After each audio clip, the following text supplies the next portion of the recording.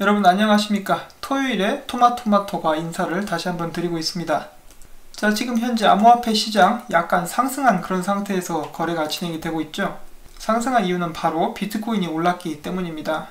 자, XRP 같은 경우는 다른 코인들에 비해서 상승률이 그렇게 높지는 않죠. 그래서 실망하셨던 분들도 계실 것 같은데, 라이코인 같은 경우는 지금 이제 사람들이 추측하기에 파트너십 뉴스 때문에 이렇게 26%나 올랐다라고 이렇게 이야기를 하고 있습니다. 자, 굉장히 좀 어떻게 보면 답답하죠. XRP 같은 경우는 정말 큰 파트너십을 많이 체결했는데도 불구하고 가격이 많이 올라가지 않았는데, 라이코인은 많이 올라가서 이런 부분에 대해서 많은 분들이 섭섭하실 거라고 생각을 합니다. 하지만 지금 나온 이 상승은 저희들이 기다리고 있는 그 상승은 아니기 때문에 나중에 규제에 관한 호재 그리고 실사용화가 더욱더 구체화되게 된다라고 한다면 이제 XRP도 그때 진정한 상승을 할 수 있지 않을까 싶습니다. 지금 이 상승은 아무래도 이 비트코인 세력들이 비트코인을 이용을 해서 이렇게 펌핑하고 덤핑하고 그런 과정 중에 하나가 아닌가 싶습니다.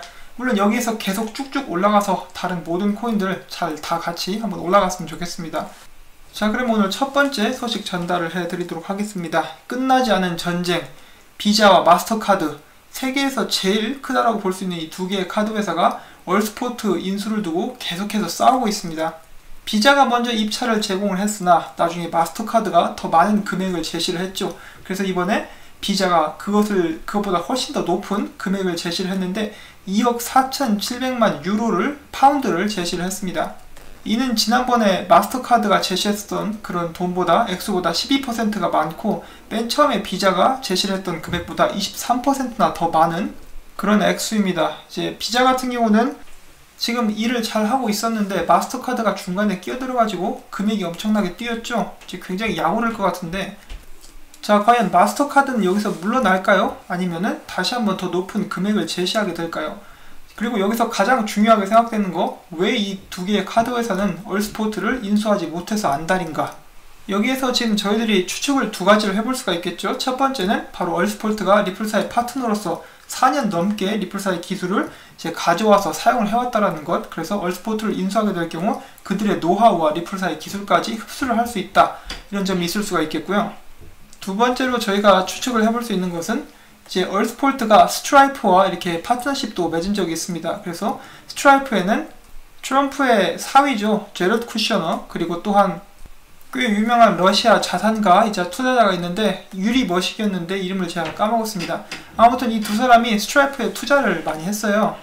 그래서 이런 부분 때문에 이제 얼스포트와 어떻게 또 엮여 있다라고 이야기를 하는 사람들이 있습니다. 자, 구체적인 내용은 잘 나와 있지 않지만은 여기서 저희가 한 가지 또 고려를 해봐야 될 것이, 얼마 전에 카드 회사의 중국 진출을 놓고 이 두 개의 회사는 아메리칸 익스프레스에게 패배했죠. 그리고 아메리칸 익스프레스는 리플사의 기술을 오래전부터 사용을 해왔던 그런 회사 중에 하나입니다. 이것과도 연관이 있을 수도 있다. 어쩌면 이제 중국 입찰권에서 어떤 것이 이제 트리거가 되어가지고 이 사람들이 리플사 관련된 그런 회사를 인수하려고 하고 있다라는 그런 이론도 제시를 해볼 수가 있겠습니다. 마스터카드 같은 경우는 지난번에 제가 봤었던 그 비공개 대회에 비해서 리플사의 페이먼트 시스템을 이제 테스트한 적이 있다라고 나온 적이 있었고, 마스터카드의 간부 중에 한 명이 리플사 초기 때 이렇게 멘토로서 활동을 했었던 그런 경험도 있습니다. 제가 그 부분 관련해서도 이렇게 영상을 만든 적이 있기 때문에 제 영상을 꾸준히 시청하신 분들은 기억이 나시리라고 한번 생각을 해봅니다. 자, 아무튼 이 입찰 경쟁 누가 이길 것인가, 과연 무엇 때문에 이들이 싸우는가, 언젠가 저희들에게 그것들이 다 밝혀질 수 있기를 한번 기대를 해보겠습니다. 다음으로 XRP 레저 숫자가 150만을 넘어섰다라고 합니다. 150만 개의 계좌, 숫자가 꽤 커졌죠. 한 가지 주목해서 볼 수치가 있는데, 작년 6월까지만 해도 130만 이하였었는데 지금 이제 150만을 넘었다, 이렇게 이야기가 나오고 있습니다. 여기 보시면 정확한 숫자는 150만 1518개라고 되어 있는데요.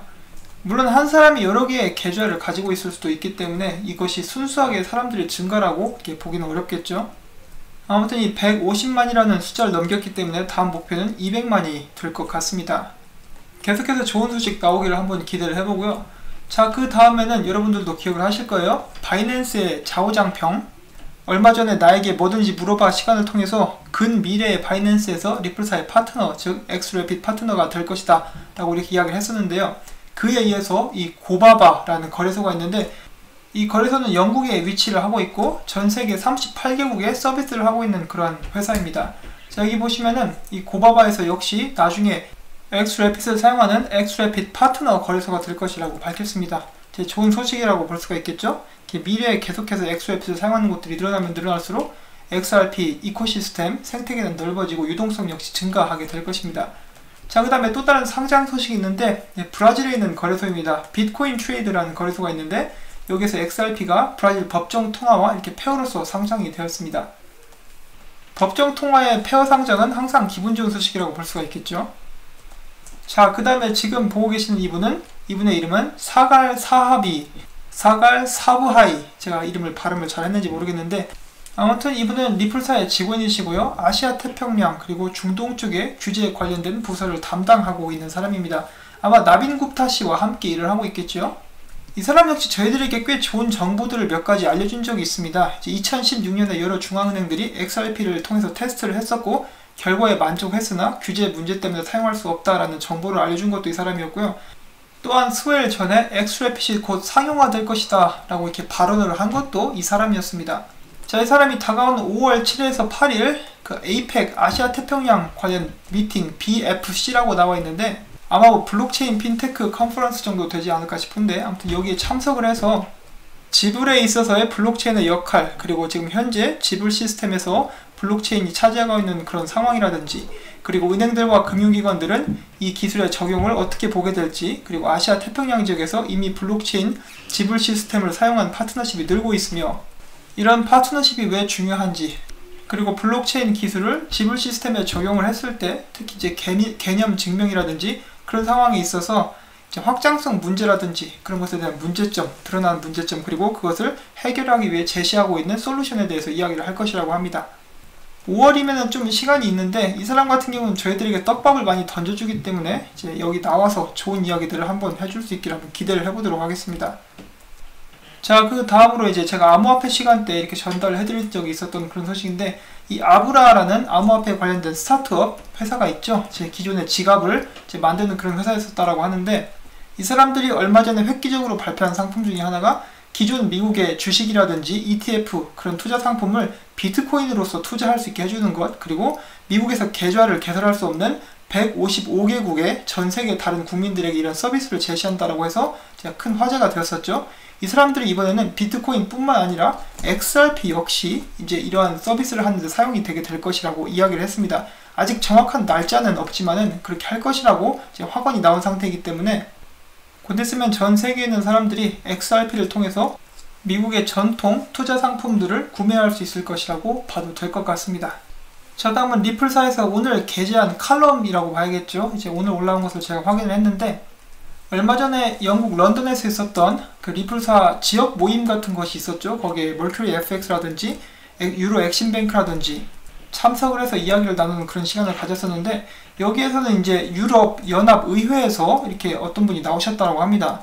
그러니까 한마디로 정치인이 참석을 한 것인데, 여기 계신 이분입니다.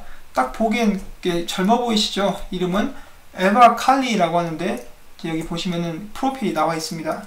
그리스 출신이시고요. 이제 올해 40세가 되셨고 2014년에 의회 의원으로 이렇게 선출이 되셨습니다. 이분이 여기 참석을 하셔가지고 이제 인터뷰를 했는데 어떤 내용이 있었는지 제가 요약을 해서 여러분들께 들려드리도록 하겠습니다. 이제 꽤 긍정적인 부분들이 있기 때문에, 특히 또 이제 유럽 쪽의 규제 부분에 관련해서는 미래가 밝다라고 생각을 할 수 있게 해주는 그런 내용인데, 자, 한번 함께 들어보시죠. 이제 자기소개를 합니다. 2014년에 유럽 의회 의원으로 선출이 되었고, 그 이후에 블록체인에 대해서 알게 되고, 이제 처음에는 이제 블록체인 관련해서 상황이 그다지 녹록지 않았지만은 지금은 상황이 많이 변했다. 유럽연합은 블록체인과 암호화폐 관련 규제를 마련할 거라고 했고, 이는 은행의 지도자들과 금융기관에게 두 가지 이유로 잘 받아들여졌다.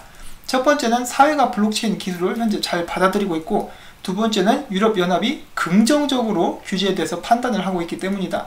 그리고 이 리플사의 모임에는 전에는 약간 보수적이었던 금융계 사람들이 이제 모습을 이제 드러냈고, 이는 리플사의 기술의 가치, 즉 빠르고 더 싸고 더 투명한 국제송금의 가치를 대변해주는 것이다. 자, 그리고 또한 2018년에 이분이 진행한 프로젝트가 한 가지가 있었는데, 이제 유럽 상원 및 유럽 중앙은행을 통해서 이제 유럽에서 지불 시스템에 암호화폐를 통합시킬 경우에 발생할 수 있는 암호화폐 변동성과 위험성, 그리고 이제 좋은 가능성에 대해서 이렇게 조사를 해달라고 또 요청을 했었다라고 합니다. 유럽 쪽 ICO 관련해서도 역시 규제 가이드라인 관련된 일을 해왔고요. 아무튼 이 기술의 혁신과 새로운 발전은 절대로 멈추지 않을 것이다 라고 이렇게 이야기를 했습니다. 이제 유럽 연합 쪽에서는 암호화폐 및 블록체인 프로젝트 지원 예산이 약 92억 유로, 그리고 유럽 커미션에서 블록체인 파일럿 테스트 예산으로 3억 유로 정도가 준비가 된 상태라고 합니다.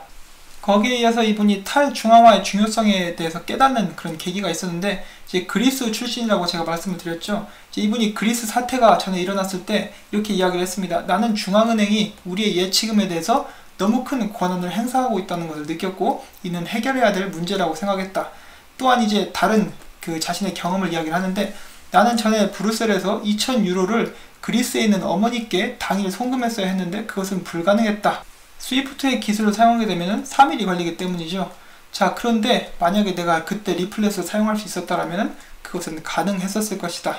지금 또한 국제 송금을 할 때 높은 수수료 문제도 이제 큰 문제인데, 이런 부분도 이제 앞으로 해결을 해나갈 수 있을 것이다.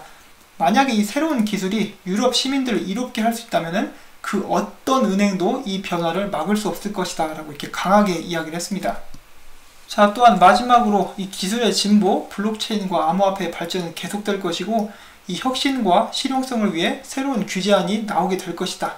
유럽과 세계를 이제 잘 연결시키고 발전시킬 수 있는 기업가들과 기관들에게 우리들은 지원을 아끼지 않을 것이다 라고 또 이야기를 하면서 인터뷰를 마무리 지었습니다. 자, 그래서 계속해서 규제에 관해서 이야기가 나오고 있죠. 관련 업데이트가 진행이 되고 있는데, 시간 문제라고 볼 수가 있겠습니다. 지금은 저희가 인내해야 할 때 이렇게 규제에 관해서 아세안 지역, 그리고 중동, 그리고 유럽 쪽에서 먼저 이렇게 움직임이 일어나고 있는데, 이런 부분이 잘 해결이 된다라면은 좀 더 본격적으로 기존 금융기관들이나 은행들이 XRP를 사용할 수 있게 되지 않을까 하고 이렇게 기대를 걸어봅니다. 다음은 필리핀으로 한번 넘어가 보도록 하겠습니다. 필리핀에서도 최근에 제대로 된 규제가, 제정된 규제가 나왔다라고 제가 소식을 전달해 드렸었죠. 이번에 필리핀에 있는 유니온 뱅크에서 암호화폐에 관련된 ATM 기기를 이렇게 설치하기 시작했다라고 합니다.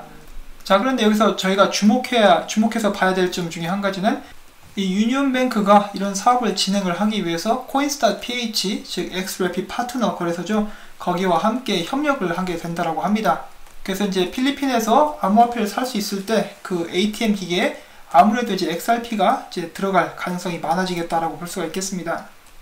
자, 다음은 또 다른 XRP 거대 수량 이동이 있었는데 1270만 개, 꽤 많은 수의 XRP가 이제 리플사에서 어디론가 이동을 했습니다. 어떤 지갑인지 아직 밝혀진 바는 없지만은 저희들이 볼 수 없는 곳, 알지 못하는 곳에서 굉장히 큰 계획들이 진행 중에 있다는 것을 이렇게 저희가 알 수가 있는 그런 부분이라고 볼 수가 있겠습니다.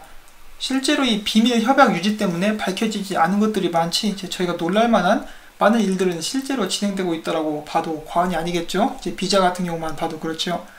계속해서 좋은 소식이 나와주고, 나중에는 이런 소식들이 이제 결국에는 가격에도 영향을 미칠 수 있는 그런 단계까지 올 수 있으리라고 한번 생각을 해보고요. 이제 오늘 여러가지 소식들을 전달을 해드렸는데, 이런 소식들이 이제 주말에 여러분들께 마음의 평안을 줄 수 있기를 바랍니다.